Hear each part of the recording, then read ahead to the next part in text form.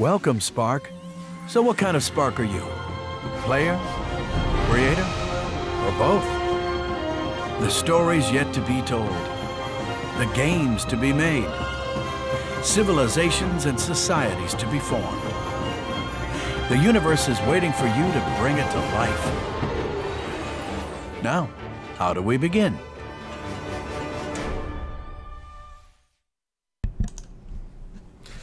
Hey guys, what? You don't even see us? You just see a marketing image? What? So welcome to our Tuesday stream. We're starting off with a tiny bit of news. What is the next content pack coming in Project Spark? Indeed. So you're hearing Spark Brian talk right now, and this is Spark Zach. So what we're looking at is the next content pack to hit Project Spark. Yeah, it will allow you to unlock your own expressions, because this is the expressions pack. So it's going to come with 7 different emote animations that are for each of the different character types. So they're actually different for humans, for goblins, for the yetis and trolls. And then along with that, those will also have their own icon set with them, but along with that, you have this whole emoticon icon set of 20 plus different emoticons. So a few of them are shown right here. Yeah. We're going to have a video coming out later on this week where you're going to get kind of a full look at all of the different emoticons included within here, as well as a look at the different actual animations included within here. We thought it would be a cool thing to just give people who have wanted different emotes, like especially people who may not have access to Connect currently, or people who really want to use emoticons to help express different moods. And these are all kind of based around the idea of trying to help you tell a story with your emoticons a little more, right? Mm-hmm. So when you have a cutscene and someone's explaining something, that's exactly what we tried to give you here. So some of the stuff you see on screen is you have explain, you have point, you have cower, you have surprise. So you'll see some of these guys kind of in action on Thursday too, right? Oh yeah, we actually are on Thursday going to stream showing off all the stuff as well. This is this Tuesday we're showing you the image. Thursday, if you tune into our stream at 3 p.m. Pacific time, is where you'll actually see everything in action. And Rody and Woozy, yes, those are the emotes that you got a sneak peek of, an unintended sneak peek of back when Coding Archives released. If you did play around with those emotes, those were unfinished versions of the emotes we were working on. So those weren't the finals. That was just a little tiny error that was up for a few hours that we took down. But yeah, that was a good indication of sort of those new emotes. It did not show the different emoticons that came out. That part was hidden. So. Right, absolutely. Okay, so there you go. That's what we'll be kind of showing off on Thursday. But today, right, without further ado, let's get to. And I'm going to hand this over to you. Absolutely. So yeah, today we are doing a respawn and restart systems. This is one of the most requested things that we've heard on just in general in the community. A lot of people have kind of asked us about it. So we're going to show you a few different ways to do that. And actually, I'm going to do this by adding this on to a previous map.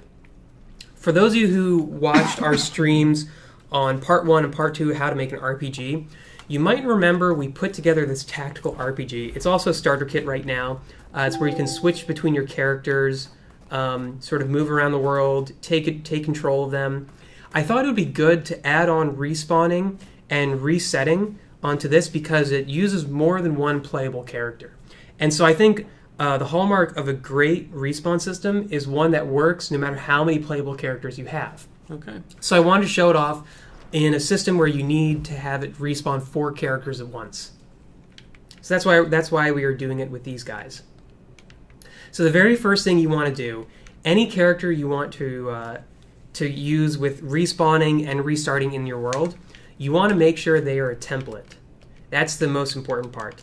They're a template because then they become a stamp on the world, and you're now just using them to kind of stamp the areas in the world you want to place these characters. So instead of becoming a character in the world, they are a stamp for that character. And this has a lot to do with wanting to kind of reset our character, right? You can imagine when your character dies and you want to respawn them, you literally respawn your character. It's a new character, so you'd never really have an original copy. Yeah, but actually this respawn system, and this is why we're covering both a respawn and a reset, because those are two different things. Respawn is your characters keep all of their stats. They just die and they respawn at a new point. A reset is where all of your variables and values, if your character's level 3 or so on, those all reset back to the ground level, back to 0, and everything starts over again. So when we are doing this respawn system, I actually want to do it so I'm not destroying and recreating these characters. And that's because I want to make sure that all of the variables working in them stay consistent when they're being respawned. So they kind of remember what their last state was, what kind of levels they have. Really, it's useful in sort of whatever kind of respawn system you're creating to be able, instead of destroying and creating your character, to just simply reset their position so that you're not losing any information on that character. So that's why key thing to make sure is I want to have Destroy After Death turned to off. Yeah. So I'm going to do that for all these characters. You go to Combat. So what Destroy After Death kind of does is it means when your character reaches 0, usually you see them kind of fall over, and then they have this poof, and you see them gone forever. Right? Yeah. They're destroyed. But they are no longer a thing in the world. Right, exactly. But turning Destroy After Death off, right, means that they will not actually be destroyed. They'll just kind of sit there with 0 health. Right. Okay, so I have set all these guys to templates. I have made so they don't destroy after death. So the very first thing I want to do is I want to create my very first respawn point. I like to use, as a lot of other people like to use this as well, is this ancient landmark. It's very useful for a respawn point because it's a very flat thing, so it's easy to respawn people on. You can also make it so that you can just turn it to invisible and make it so it's not collidable if you don't want sort of visual indication of respawning. But I always like to actually make these kind of what respawns things. So actually, first important thing, what do I put inside of the brain of this thing? Nothing. You don't put anything inside this brain. I will later, but the only thing I'm doing right now is I'm just creating one respawn point. I'm going to go over checkpoints in a bit, but I want to have just one respawn point at the beginning of your world. And so for that, you don't actually need to put anything at all in the brain of this object. You just leave it completely blank. Instead, I'm going to bring a logic cube. I'm going to make it super big. What's a good color for a respawn logic cube? Respawning. Always like blue, but How about pink? Okay, pink. Let's make it like really stand out, like it's just screaming at you. Okay, let's do it. I'm gonna call this Respawnette because it's a female respawn. Okay. Me and I have lots of fun naming these stuff. So anyways, the very first thing I want to do is I want to actually have this so it initially spawns all my characters. So you just want to do have something run once. Very first thing I want to do is I want to set what my respawn point is. So I'm going to do this is going to be global object variable because I'm going to reference it later on. We're going to call this respawn point. So once global respawn point is going to be equal to that initial object right here. And now I am going to go ahead and create all of my different characters around it. So the very first thing is I want to create my mage because he's kind of in the center of things. Why are my cubes always female? It's for some gender diversity in logic cubes. All right, so next I'm going to do the archer. Then I'm going to have the fighter. Actually, you know what? Next, I'm going to have the tank, and then the fighter. Okay, so if I were to run things as is, Yes. just like this, let's just quickly run this. They'll get created, but they are all in the exact same spot. They all kind of overlap each other. And I also didn't set where they're being respawned. So they're just respawning at that one position. So they all overlap each other, and they also are not actually respawning at the respawn position. So we want to create each of these at position, global respawn position. Add that to all these.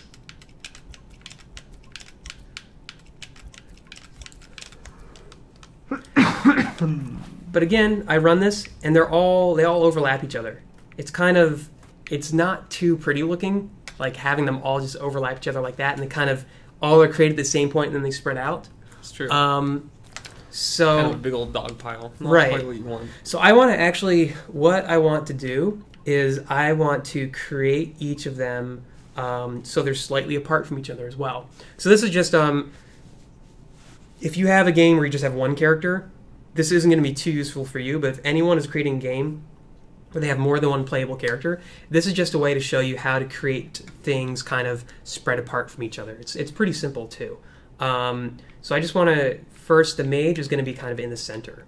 So I'm going to create him at the offset above of this global respawn point. The archer, she's going to be a tiny bit to the right of the mage. So she's going to be created at above, plus we are going to then do right. The tank, he's to the left of the mage. So he is going to be at above plus left, and the fighter is 2 over from the mage. So in order to do that, I want to do above plus right multiplied by 2. Not multiplied by my enemy. Multiplied by 2. And then I also, just to make it a bit cleaner, I like to put these things in brackets as well. Mm-hmm. So what this is doing is it's creating my mage at the central point of that respawn position. It's creating the archer about 1 space or 1 meter to the right. It's creating the tank 1 meter to the left. And now it's going to create the fighter 2 meters to the right, because it's right multiplied by kind of 2 rights, and each right is 1 meter. So I test this, and then bam. See how they're nice and spread out? So you can also play around with it more. You can kind of set more of a variable between them. Right. But that's an easy way to just spread the guys out when you're first creating them. Okay. Very nice. Now let's talk about actually how the respawn happens. So you want to, throughout your play, reference each of these guys you created. That's a really important part. You need to reference them. You need to understand what's happening with them. So you want to bring in an object variable. Now I'm going to call it just P1, P2, P3, and P4. So I'm going to say P1 is equal to my fighter, because my fighter is kind of number 1 of my characters. The really cool thing about Project Spark is the fact that it allows you to do multiple, basically, pieces or aspects of coding on just one line. What is now happening here? Previously on these lines, I was just creating this guy at this position. Now, I'm creating this guy at this position, and he's also equal to this object variable now. This is the object variable that we will use to reference this guy throughout the rest of the play within this logic cube. So this is just an important concept of how you can have, as you're creating something, you're also creating a reference point for it, just in one simple line of code. Right. So I can play around this. I believe my archer I have is number 2. My tank I believe is number 4. And my mage is number 3. And why am I saying all this as if I know it? And that's only because for those of you who've watched previously, that's how I set up my characters in my character switcher, where I have, actually I think I have it in, yeah, right here, where I have my warrior is equal to 1, my archer is equal to 2, my mage is equal to 3, and my tank is equal to 4. And I'm just going to quickly hook one thing up in here so that my display bars display correctly. Because if you notice, when we were playing, my health bars weren't displaying correctly. And this is just for the people who are basically creating kind of the exact tactical RPG I've been creating. Right. And you can go back and find, I believe this is the 3rd video in our kind of tactical RPG. Yeah, I mean, this video is, yes, I'm building within the tactical RPG, but it's really respawning that can be done for everybody. Okay, so I've now created these references for each of these different characters. Your fighter is now known in the world through this logic cube as P1. Your archer is now known in the world as P2. Your mage is now known as P3. Your tank is now known as P4. It's like if you had 4 people show up to a party and all of their name is Sam. And you're like, wait, how are we going to talk to all of you? I can't just say, Sam, go get me a drink. So now you give them each individual nicknames, and that's how you talk to them. Right. So the next thing you want to do is, depending on how many playable characters you have in your game, you want to make it so that when all of your playable characters are dead, then that's when the respawn triggers. So now I'm just going to simply add in here, when P1 is dead, then I'm going to create a new object variable or number variable. Then I'm going to call dead people. And I'm going to increment that by 1. And I'm also going to put started to because I want this to run only for 1 frame. So when my player 1 is dead, dead people goes up by 1. When my player 2 is dead, dead people goes up by 1. Player 3, so on, and then player 4. So this is, all this leads to, count this all up.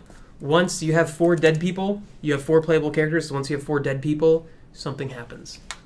So what we want to do is when dead people is greater than or equal to 4. It's a sad variable name. Yeah. Then that's when we have this global variable launcher, this global Boolean, which Boolean just checks for something is true or false. So this Boolean is going to be called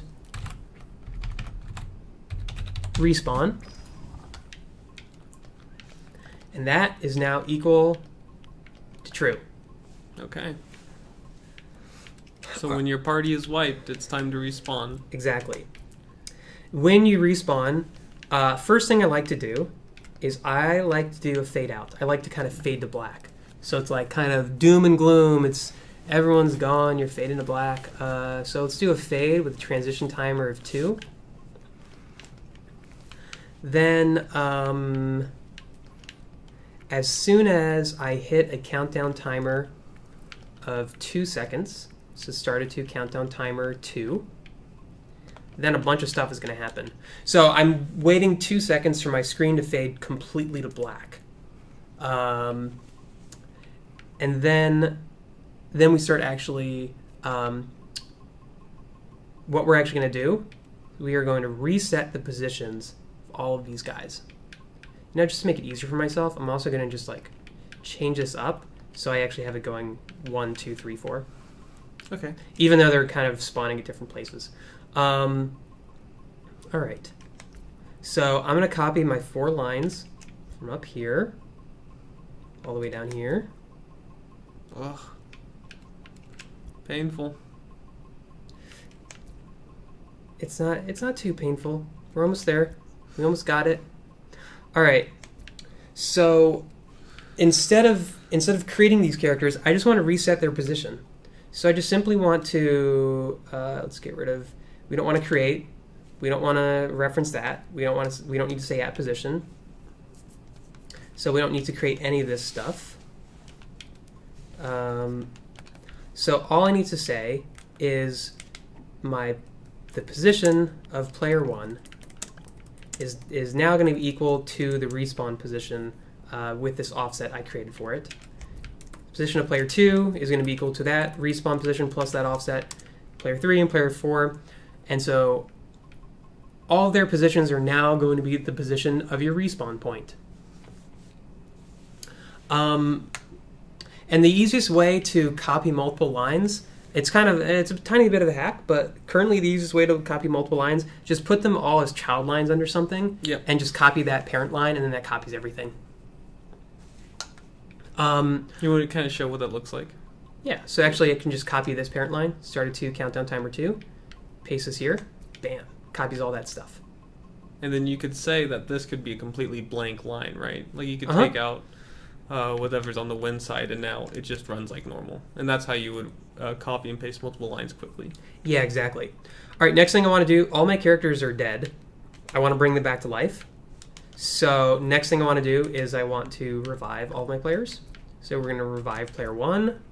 We're then going to revive player 2, revive player 3, and revive player 4. And again, if you just have a game with only one character, you're going to do all this stuff, but just focus on your P1 or player 1. Don't worry about 2, 3, or 4 with any of this. Just don't worry about 2, 3, or 4. So it's basically, I'm showing kind of the most challenging scenarios of creating a respawn system, so this tutorial can scale up and down for whatever you're building.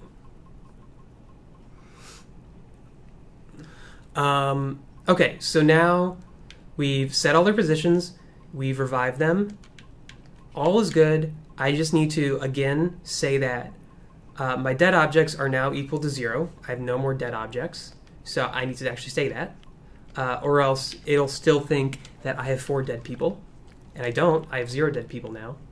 So let's say dead people equals 0. And now everything's done. I've set all of the positions of my players. I've revived them. There's no dead people. That means that my Boolean global respawn can come to an end. So I want to cap it off with saying global respawn is equal to false. And that brings it all to an end. Alrighty, let's run this, and let's see if I was flawless in my execution or not. That's always the fun part. So I'm going to intentionally die. Oh wait, I didn't hit test. Sure, intentionally die. Alright, we're going to go over here, let these goblins take care of their business. Alright, bring my... That is one angry horde of goblins. Yeah, I'm going to bring my archer in here. What? You're meleeing with your archer? Well, they're meleeing her. So I'm going to let them kill all these guys, because I also want to show kind of the next issue you may run into. Alright, so these people are all dead. The goblins are still attacking them, though. Ouch. So that's because goblins don't know that once these things are dead, they should stop attacking, because I just have the default goblin enemy brains. Let's also just actually have them attack this guy so you can see the respawn system. Almost. Come on, we should one more report hit. that archer for feeding. There we go. So now you see kind of they're all brought back to life just like that. And then I can kind of attack again. And you have that nice kind of fade out, and then it fades back in when once they're all respawning. I'm just being destroyed by these goblins. I intentionally made them hard. It's intentional. Yeah, it's intentional how bad I'm doing. So fades out, fades back in, back up. I got a question from someone. How did I make these face things? Watch how to make an RPG part 1. I run you through how to make these, but I'll just quickly give you a quick refresh on this. With anything in Project Spark, you go to multi-edit, select a character. You can then do save as assembly. When you're saving something as assembly, you can take a screenshot. So let's do like a really nice close-up of this guy. Ugh, nice close-up. Yeah. All right, so we take the screenshot. So that image, the image right there of that guy's face, when I actually display that assembly now, it's going to display that custom image that I took. Right, absolutely. And Conquer has not been added to Project Spark yet. You will hear more on Conquer, though, in the pretty near future. Our team's having a lot of fun building Conquer stuff. We're really excited when we can kind of show off what we've been doing with Conquer. Okay, now I've been sidetracked, so now let's get back on track. You have successfully been sidetracked. All right, we have that initial respawn where it respawns from this one point. I want to show you quickly how to take care of goblins not attacking dead objects. This is really crucial if you have more than one character in your game. Then you're not going to want your enemies to continue to attack your characters. So I go to this goblin here that I have set up. This is the default enemy brain. I've done nothing to it. So what I want to add is these goblins need to actually subtract dead objects from who they're looking at, that their enemies are. So what I want to do is I want to create an object set. I want to call this object set enemies. An object set is sort of like, actually I think this jar is a nice representation of it. You have a big jar, and it's your job to fill it with whatever objects you want from the world. And so it then references that jar, looks at all the objects in the world in it, and says, okay, I do something with all these things. So this object set called enemies is actually going to be this goblin's enemies, but I'm going to make it minus dead objects? Under combat. Minus dead objects. I forgot which one was under combat. So this object set enemies is now equal to your enemies minus dead objects. So I want to reference that here and say that this object set enemies, the nearest object in it, that's what my enemy is equal to. I also just want to do one more thing, and I want to say that when my enemy is basically the thing that these goblins are going to be attacking. You can also change, yes, you can change a player's team when it dies. That's pretty easy to do as well. So when my enemy is dead, then we are going to look back at that object set called enemies, and we are going to decrement it or remove from it my enemy. And I only want this to run for one frame, just in case as we're switching to the next enemy, we remove that. So what this does is just this abruptly, as soon as the enemy has died, this also abruptly removes that enemy from this object set. So you have two different lines basically here that are making sure when something dies, it is gone. This goblin does not care about it anymore. Is a dead player still considered a player? That is I believe so. I'm pretty sure they are. You're right. And actually, I can showcase that right here. So let's have these guys. They are just being creamed in here. Wow. Yeah. Oh no. I have my level 2 goblins, which I kept as pretty easy. I haven't done anything to these level 2 goblins yet. So let's kill these level 2 goblins. Because these level 2 goblins, they are still attacking. So you notice these level 2 goblins are still attacking these dead objects because I haven't said anything on them.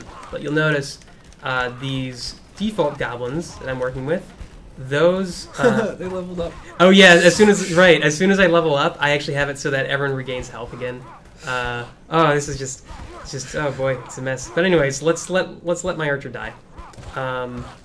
So oh, because the number was right. Yeah, well, we're jumping ahead of ourselves right now. But let's let our archer die right now. All right, so when my archer's dead, you'll notice I can still move her around. There's still some movement happening in her. So that's because she is still your player. So she still does keep some aspects.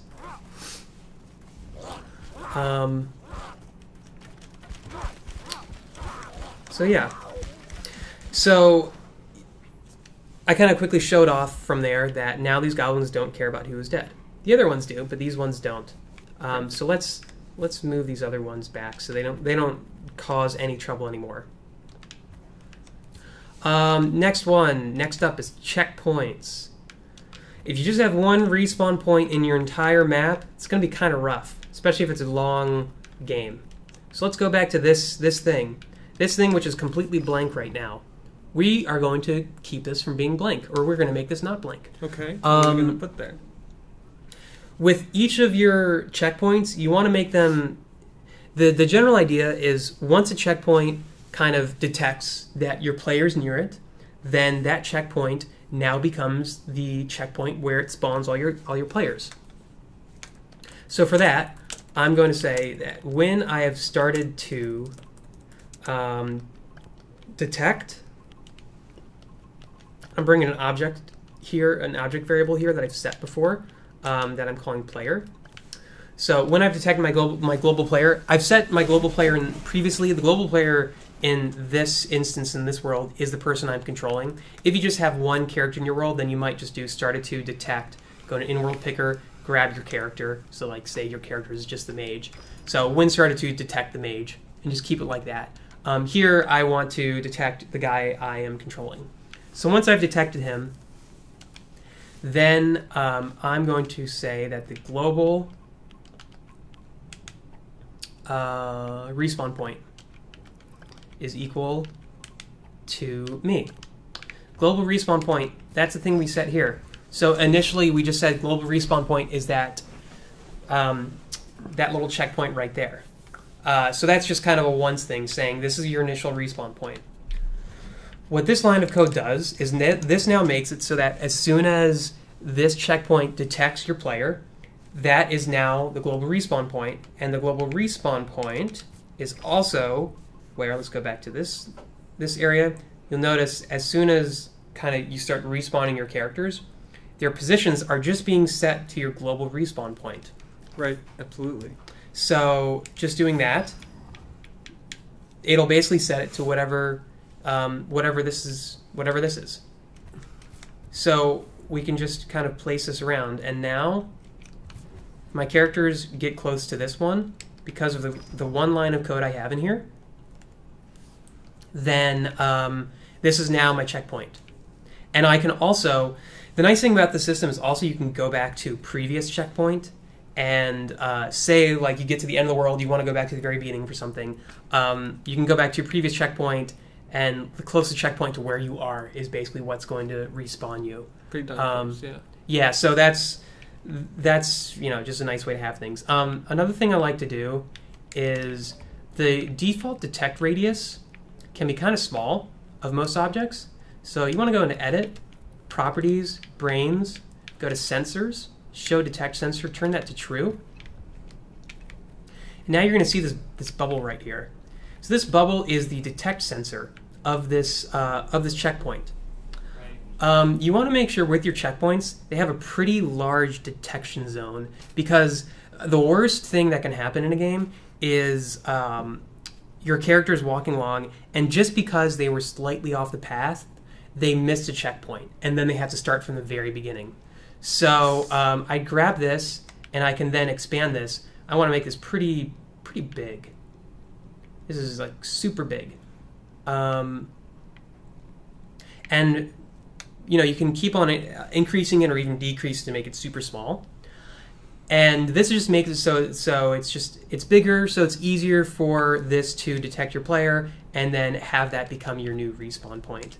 And then you can just go back into Brains, Sensors, and turn off that sensor so you don't have to see a big bubble somewhere. All the time, yeah.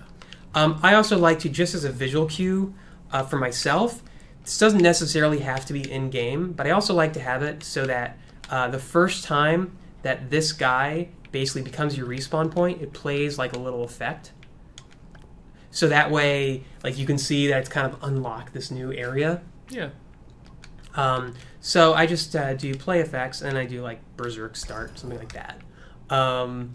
You don't have to do this. This is just kind of some visual cue that this is now my respawn point. Especially for like 2D side-scroller games, that becomes pretty crucial for something like that to fire off. So it's a nice visual indicator for the person that, okay, this is now my respawn point. I know that as the player. Because sometimes players might be iffy and might think, well, if I die right now, what happens? Nothing makes you feel more safe than a checkpoint you just ran over. Exactly. And a lot of times people will go out of their way, especially if there's a visual indicator on that checkpoint. So having visual indicators, I mean, in general, with like everything you put in your game, the more visual indicators you can have on things in your game, the better it is for players.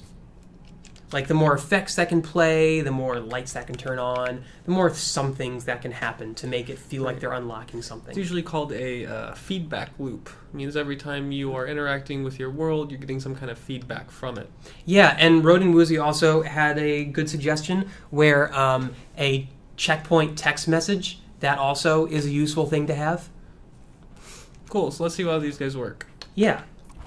Let's jump in. So that kind of fired off the first time, so we get here. And then we have that fire off now. So that's now our new respawn position. So let's have these characters let's have them all meet their untimely death. Okay. And then their even less timely resurrection. Yeah. And so you see now, this is my new checkpoint, so this is where I've been spawned. And these goblins will continue to wreck me because I have overpowered them to the max. They have power overwhelming, for sure. Yeah. So that's, I tried to walk with as much detail as I could through a respawn system. This is a pretty robust respawn system that will really allow you to create respawns that fit really any game you want to fit. And that is it on respawns. Next, I'm going to tackle restarts, which is kind of the next step above this. So before we go over restarts, you want to just really quickly walk through what you added to make a respawn happen? Yeah, let's go back into edit mode. And yeah, it'd be cool for text to come up that says new checkpoint. That's cool too. Like just really any visual indicator you can think of that a person knows that, awesome, if I die, I know I'm coming back here. It helps them feel a bit more safe. So the only things I really added throughout this entire, this game, I've gotten pretty complex now. This game itself, the gameplay, has gotten pretty complex through 2 different tutorials that I've run now on how to make an RPG. But the only things I've added on top of them within these past 40-ish minutes is this one logic cube right here. And this takes care of the initial spawn of everything. It then sets that once all 4 of my characters are dead, it then checks that they're all dead now, so now I'm going to respawn them. As soon as respawn fires, the screen fades black for 2 seconds. And then after 2 seconds, the positions of all of these characters are changed to the position of your new checkpoint. They're all revived, and then your amount of dead people, you bring them back to 0 because you have 0 dead people, and then your global respawn, you make that equal to 0 as well, or equal to false as well. And then I just also had one line of code, one simple line of code here. The second one's just kind of for extra visual flair, but a simple line of code that just looks to detect your player. As soon as this thing detects your player, that becomes your global respawn point. And that's all there is to creating a respawn system. I know because I've talked for 40 minutes, it might seem like it's more complex, but it's really not. It's I just wanted to really walk through kind of all of the ins and outs, all the things to think through in here. For more pro players who want to take this up from where I left off, you'll probably want to also have it so as soon as my characters level up, then they're no longer dead objects. Because you notice, like, when my characters leveled up, they regained health again, and once they regained health, they were no longer dead. So because of that, I still thought 2 of them were dead, but actually none of them were dead. So like when 2 more of my characters died, that's when the respawn triggered. So that's just a simple way of saying that, like, as soon as a character levels up, they are no longer a dead object, or dead objects go down by 1.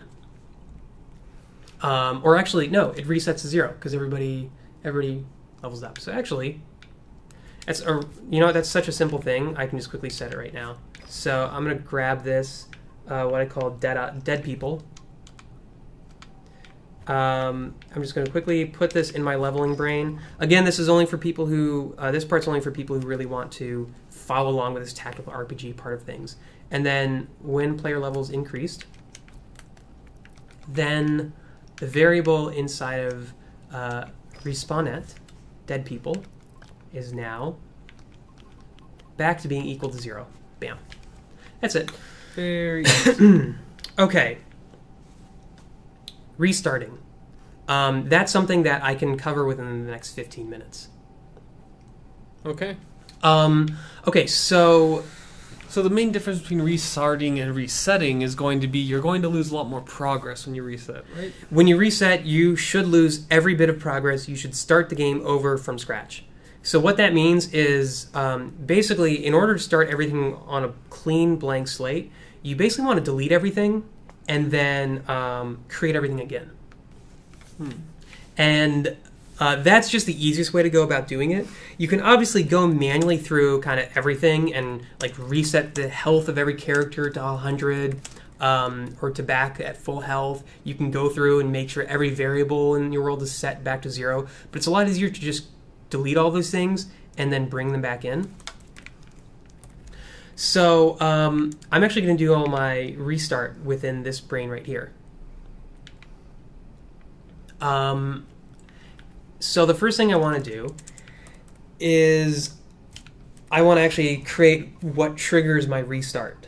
And you can have a lot of things trigger your restart, maybe after you die 3 times, and then that just makes the whole entire game restart. Maybe once you've kind of hit a game over, then the entire game restarts. Just to make it easier to show you guys, I'm just going to make it when you press right bumper. That's what starts the restart.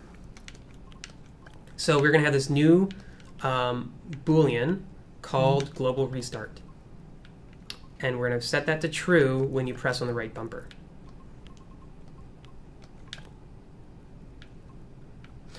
All right, so what happens when global restart happens? So I want to delete all of my important things when global restart happens. That's the first thing I want to do. But I want to make sure everything I delete, it has a template. Because I want to reference the template again to recreate those things. So in my world, what I currently have, XP and leveling, this is not a template. My showing off my health bars, that is not a template. My character switcher, that is not a template. My push brains, that is also not a template. So that means all 4 of these things need to be destroyed and recreated as well.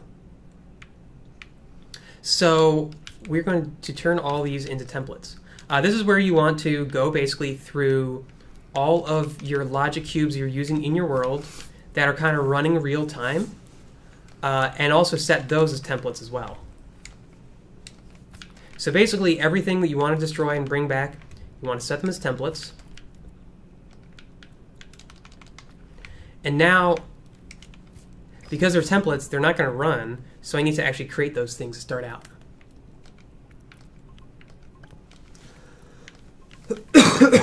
Excuse me. So this is kind of the place where you just go through and you just make sure that kind of all of the important logic cubes you have in your world, all the things that are setting variables, make sure they're all templates.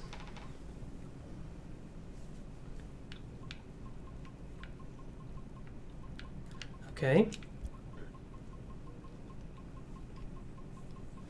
So now let's go ahead and let's destroy stuff. So now I can destroy this guy. Actually, you know what? I'm just going to copy this entire once. Okay. Okay. So we're going to destroy this guy, destroy this guy, destroy this guy. Interesting thing, why can I just do that? Because it's actually, when you're destroying a template, it's actually looking for the real, like an in-world equivalent of a template. You can't destroy templates. So it's actually, this is another Project Spark kind of shortcut, where it's looking for the in-world equivalent of that and just destroying that. Absolutely. Um, That means if you had created multiple of these, they would unfortunately be just... if I did create, yes. Actually, it might create the most recent one. It might destroy the most recent one I created. That is something that's for another time to test. I then also want to create or destroy my player 1, destroy my player 2, destroy my player 3,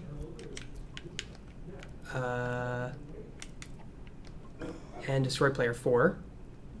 I want to have all of that thing happen. All of that stuff happen. And I want this to happen for 1 frame. So like that's a lot of stuff for 1 frame. There's quite a bit of stuff for 1 frame. Great thing is, Project Spark is very, very good at destroying and creating things all in the same frame. It is, yes. Yeah, if people haven't played around with destroying and creating a lot of stuff since beta, it has dramatically gone up how much stuff you can create and destroy in 1 frame. I have, with no problem whatsoever on an Xbox One, destroyed over 100 objects in 1 frame, no hitch. So it can take that punishment. So as soon as this global restart happens, you want to just destroy all that stuff. Then what I want to do is I want to also fade out with this too. I like the effect of fading out. So we're going to set this at a bit of a quicker fade.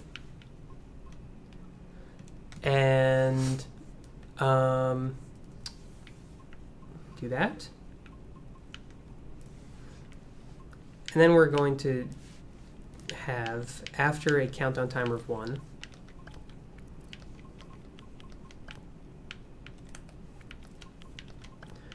that's when I create everything again. So I destroy everything, I fade out, after 1 second, I create everything again. And in this case, I want to go all the way back up to here again. Because you're basically just copying the exact thing you do at the very beginning of the game, where you create everything. You want to do that again when you're doing a restart. Absolutely.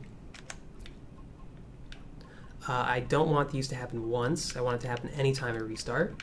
So I'm just removing these as child lines under once.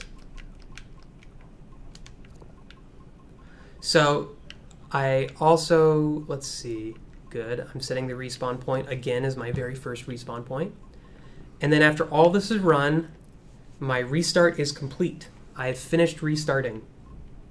So I now can say global restart equals false, because I've finished restarting.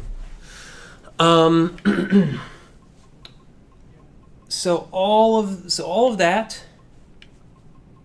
restarts just kind of my playable characters and all of their variables. What happens if I want to restart all of my enemies? Indeed. All right, so there are 2 ways to do this. I'm bringing all my enemies in by having these logic cubes, and it's just simply creating an enemy once and destroying them. That's currently the only thing these are doing. They just all of them are just creating an enemy, destroying itself. I don't want to destroy it anymore. So I'm just going to remove these, and I'm going to kind of change up how I am creating and destroying enemies. Okay. So there are a few ways that there are kind of 2 main ways of how you can go about doing this. You could either create kind of one logic cube that runs through every enemy in the world itself and resets them, or you could have a separate logic cube for every enemy that resets itself.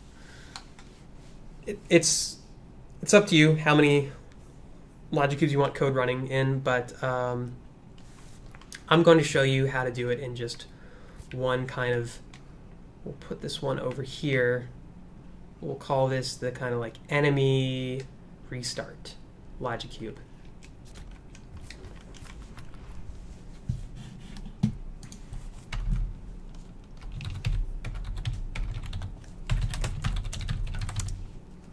Okay.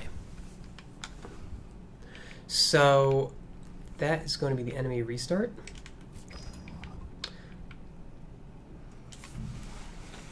We want to keep this. So we want all those things to initialize running. So what I'm going to do is in every logic cube that is creating an enemy, it's going to have this thing called creation. The creation is this enemy it creates. I think created objects is something that's by default a thing. But you can use this. It's true. Go for it. I like my way. Okay. Okay, so now what we can do is I think that's actually all we need to do. Oh, right. No, it's not all we need to do. Because we also want to add this little guy to an object set. And we want to add this to an object set called spawners. When we want to make a global object set.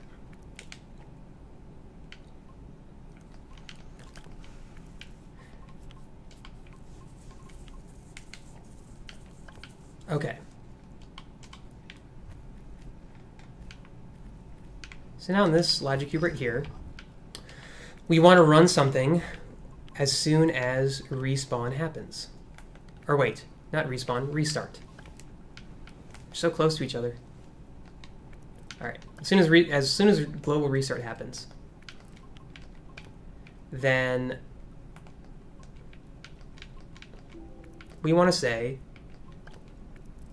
for each of the object set called spawners, then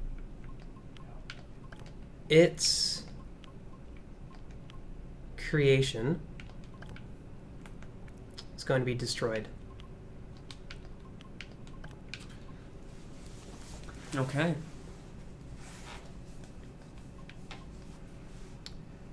And then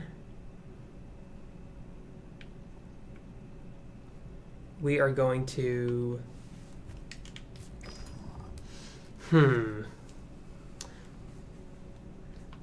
just thinking of the benefits of having it create within here or create them all within there.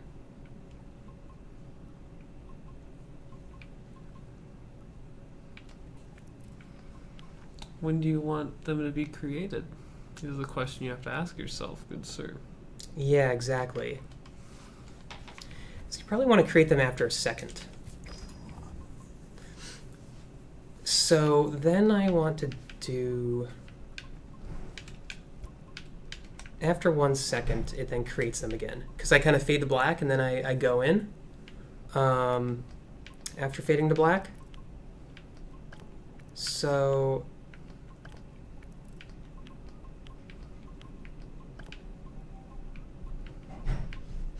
as soon as I have a countdown timer of 1,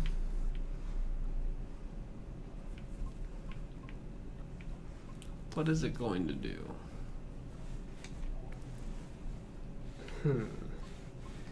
This is actually when I might actually have, it might be easier to explain if I show how to do it in each of the different logic cubes, I'm thinking. Because I want to actually basically create their creations.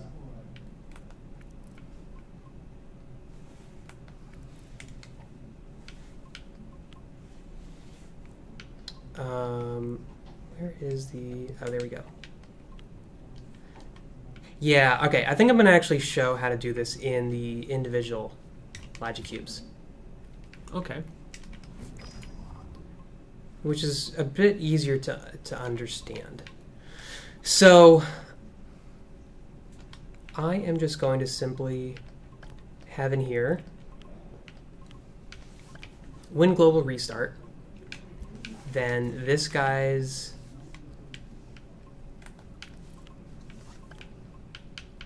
I'm just going to destroy this guy's creation. And then actually do it like the very next frame. I can just go back and create the same thing. Or you can have it run after a second, which I guess since I'm destroying a lot of stuff in that one frame, if you have a lot of enemy spawners, you may want to wait a second to run another thing, just to kind of help space things out. So what I can do here is I'll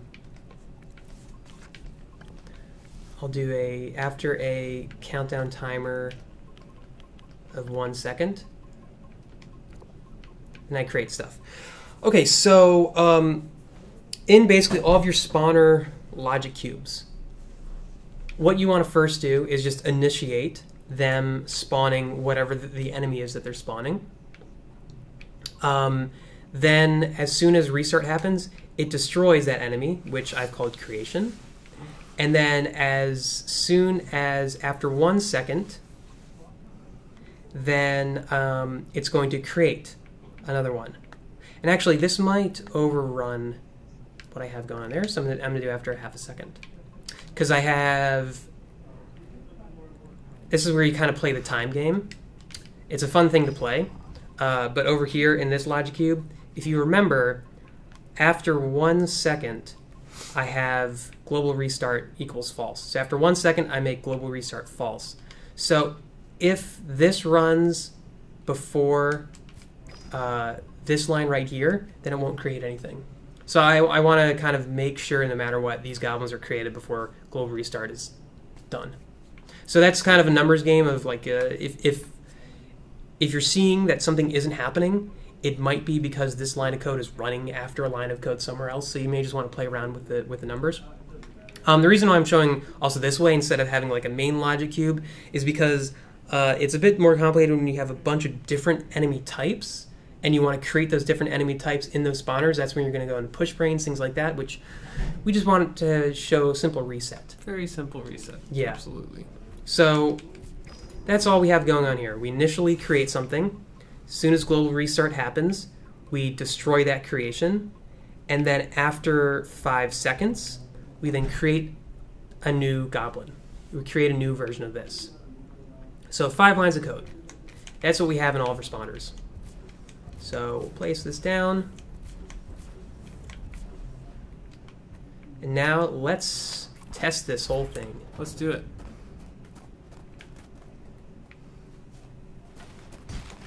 Alrighty. So now I'm still a super goblin. let's press, yeah, I do. Let's press right bumper. And bam. Back to the beginning again. You see I can do all my switching again, all my characters are back to 0. Let's actually you know what, let's play until I level up.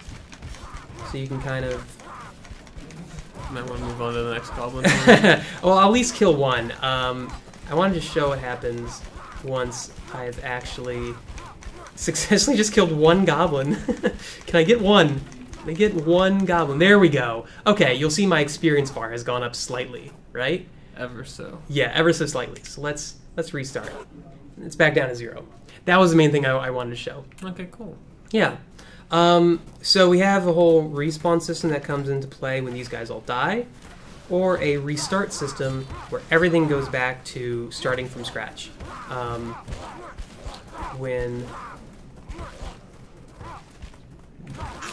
That is interesting. Do you not reset the dead players when you reset the game? You don't. That's why. So, last thing you want to make sure is because this logic cube isn't deleting itself, so this logic cube is actually having some things run we want to forget about. So we also want to probably make it so that when I've restarted, the amount of dead people is back down to 0 because I'm just starting from scratch. And also, if I perhaps have a global respawn running, I want to just stop that dead as well and do global respawn is equal to false. Yeah, good idea. Yeah. So see, we did a tiny bit of debugging there too. Little tiny bit of debugging. Yeah. Kind of. So, yeah, we're really hoping that this kind of helps you guys play around with respawn systems in your games, it's really easy to put a simple respawn system in your game. What I spent 40 minutes talking about is what someone can do in 5-10 minutes. There's actually two Mescat tutorials that are only 10 minutes long of kind of a similar respawn system. This one is this one comes into play when you are especially doing a respawn system with multiple objects, multiple playable characters. Cool. Well, thank you, Brian. Yeah. So, I hope that helps you guys. I am also going to upload this. I'm actually going to upload this right now. There's just one simple thing I want to do. I want to get rid of these lines. I have these informational signs for if people are kind of going through this level, so they can kind of see how I built all this stuff for the RPG tutorial. Because I'm actually going to end with uploading this. So this level that I just created is now going to be uploaded for everyone to jump in on as soon as this tutorial is over. Very cool. Yeah, so let's go and save. So it's the Tactical RPG Starter Kit, and I'm going to rename this Starter Kit plus Respawn. It's a long name. Yes. So anyways, I'll just save and share. I'll update this, make this visible. So if anyone wants to look up the Tactical RPG Starter Kit plus Respawn, that is what I've built throughout this tutorial. And 2 more like it. Yeah, exactly. Okay, guys. Well, I hope that kind of helped you get an idea how to restart your game and how to reset your game. 2 ways to do it. Mm-hmm.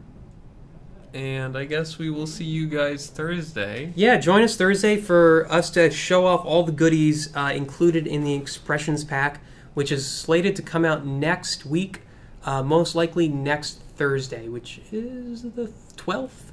The 12th. That is the 12th of February. Cool. Okay, guys. Thanks, guys. See you later. Signing out.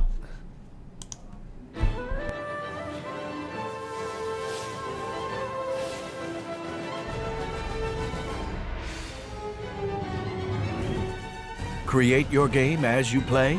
Any Spark can do it. Spark, activate the portals.